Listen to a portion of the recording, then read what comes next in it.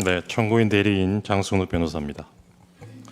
저는 이 사건 탄핵소추 사유와는 살짝 비껴나서 피청구인이 오염시킨 헌법의 말에 대해서 말씀드리려고 합니다.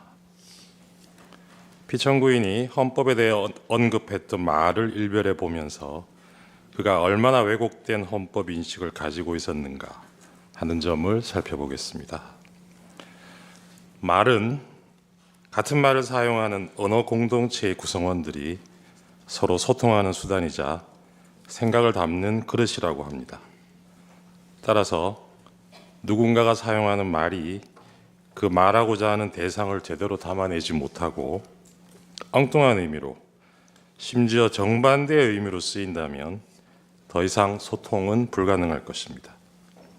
만일 그 누군가가 권력자라면 개인과 개인 사이의 소통 단절에 그치는 것이 아니라 언어 공동체 전체가 큰 혼란을 겪게 될 것입니다.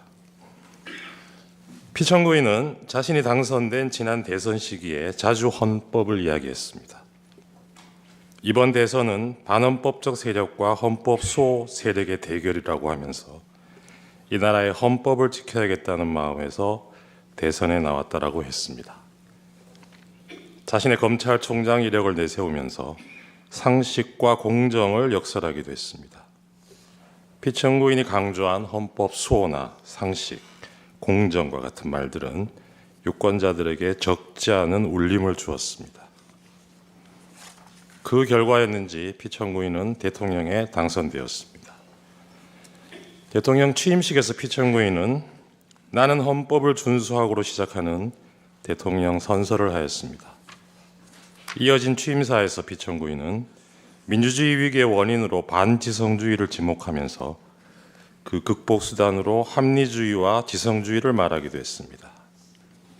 그러나 피청구인이 얘기한 공정과 상식, 합리주의와 지성주의, 헌법 수호라는 말의 의미가 국민 일반의 보편적인 인식과는 다르다는 것을 확인하는 데에는 그리 오랜 시간이 걸리지 않았습니다.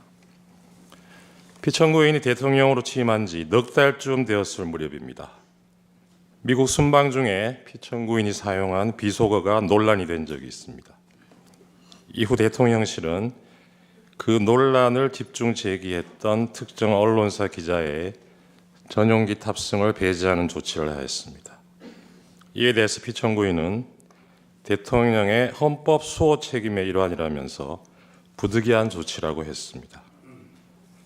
헌법이 보장하는 언론의 자유를 탄압하면서 헌법 수호를 내세운 것입니다.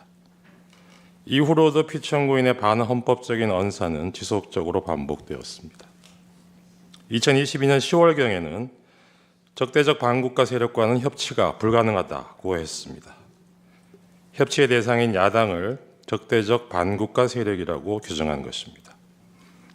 2023년 광복절 경축사에서도 우리 사회를 자유민주주의와 공산전체주의로 갈라진 분열적 상태로 규정하면서 사실상 진보적 시민사회와 야권을 싸잡아 반국가 세력, 공산전체주의 세력이라고 낙인 찍었습니다. 이후로도 정부나 대통령의 비판적인 세력을 자유민주주의에 반하는 것으로 보고 이들을 척결 대상으로 삼겠다는 피청구인의 인식은 갈수록 강고해졌고 그의 언어는 더욱 강팍해졌습니다. 피청구인의 이러한 언행에 민심이 등을 돌린 것은 당연한 일이었습니다. 2024년 4월 총선에서 국민들은 피청구인의 독단적인 국정 운영에 대해 냉엄한 심판을 하였습니다. 그러나 그러한 총선 결과를 받아들고도 비판 세력에 대한 피청구인의 태도는 달라지지 않았습니다.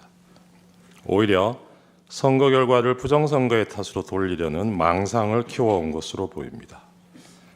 피청구인은 급기야 종북 반국가 세력을 척결하겠다면서 45년 만에 비상계엄을 감행하기에 이르렀습니다. 12.3 그날 대국민 담화를 필두로 피청구인은 일련의 어지러운 말들을 쏟아냈습니다. 그날 밤 담화문에서 피청구인은 야당의 입법 독재가 헌정 질서를 짓밟고 있다고 했고 내란을 획책하는 명백한 반국가 행위라고 규정했습니다. 국회는 범죄자 집단의 소굴이 되었고 자유민주주의 체제를 붕괴시키는 괴물이 되었다고 했습니다. 그러면서 폐악질을 일삼은 만국의 원흉, 파렴치한 종북 반국가 세력들을 일거에 척결하고 자유헌정 질서를 지키기 위해 비상계엄을 선포한다고 했습니다. 피청구인이 말하는 자유헌정 질서, 즉 자유민주적 기본 질서의 핵심 요소는 복수정당제 하에서 야당으로 대표되는 정치적 반대파를 존중하고 보호하는 것입니다. 피청구인은 대국민 담화에서 존중과 보호의 대상인 이들을 척결하겠다고 했습니다. 이것은 자유민주적 헌정 질서를 파괴하겠다는 것과 다를 바 없습니다. 그런데도 이 대목에서도 피청구인은 자유민주적 헌정 질서를 지키기 위해서라고 강변했습니다. 자유민주적 기본 질서에 대한 피청구인의 이러한 전도된 헌법 인식은 자신이 검토하였다고 실토한 포고령에도 오롯이 드러나 있습니다. 포고령에는 피청구인을 비판해온 모든 세력들이 망라되어 있고 이들을 영장 없이 체포할 수 있다고 되어 있습니다. 한마디로 비상계엄을 통해 자신에 대한 모든 정치적 반대파들의 입을 틀어막고 손발을 묶으려 한 것입니다. 그러면서 피청구인이 내세운 것은 역시나 자유민주주의의 수호를 위해서라는 것이었습니다. 존경하는 재판관님, 12.3 비상계엄은 1987년 민주화 이후 차근차근 내디뎌 온 민주공화정의 도정을 물어 돌리려는 것이었습니다. 무모하지만 위험천만한 도발이었습니다. 그러나 피청구인이 이 역주행을 기도하면서 간과한 것이 있었습니다. 그것은 바로 우리 국민들이 온몸으로 저항의 민주주의를 지켜내는 과정에서 체득하고 어느새 DNA에까지 각인된 우리가 주권자라는 시민의식이었습니다. 피청구인이 내팽개친 헌법 수호자로서의 책임을 국민들이 자임하고 나섰던 것입니다. 비상계엄 선포 직후 권력자의 헌정 파괴 시도를 저지하기 위해 많은 시민들이 국회로 달려왔습니다. 그 모습은 대한민국의 주권은 국민에게 있고 모든 권력은 국민으로부터 나온다는 헌법 제1조가 현실에서 작동하는 것을 확인시켜주는 감동적인 장면이었습니다. 이날 우리는 살아 숨쉬는 헌법의 실체를 온몸으로 느끼는 실로 역사적인 체험을 한 것입니다. 이러한 경험은 앞으로 설령 독재를 꿈꾸는 또 다른 몽상가의 또 다른 헌법 파괴 시도가 있더라도 그로부터 민주공화국을 지켜내는 원동력이 될 것이라 믿습니다. 탄핵 결정이 나온 후에 우리 사회가 분열과 혼란을 겪을 것이라고 걱정하는 사람들이 적지 않습니다. 그러나 주권자가 헌법을 지켜낸 우리의 경험은 그러한 혼란을 극복하는 과정에서도 많은 지혜를 줄 것입니다. 따라서 그 혼란의 시간은 길지 않을 것입니다. 존경하는 재판관님, 피청구인은 자유민주주의를 무너뜨리는 언동을 하면서 자유민주주의의 수호를 말했습니다. 헌법을 파괴하는 순간에도 헌법 수호를 말했습니다. 이것은 아름다운 헌법의 말, 헌법의 풍경을 오염시킨 것입니다. 제가 좋아하는 노래 가사에 이런 구절이 있습니다. 세상 풍경 중에서 제일 아름다운 풍경, 모든 것들이 제자리로 돌아가는 풍경.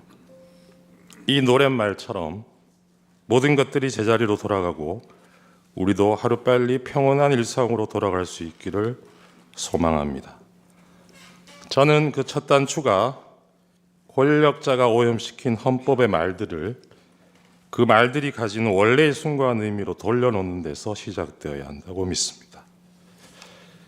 국민과 함께 이 사건 탄핵 결정문에서 피청구인이 오염시킨 헌법의 말과 헌법의 풍경이 제자리를 찾는 모습을 꼭 보고 싶습니다.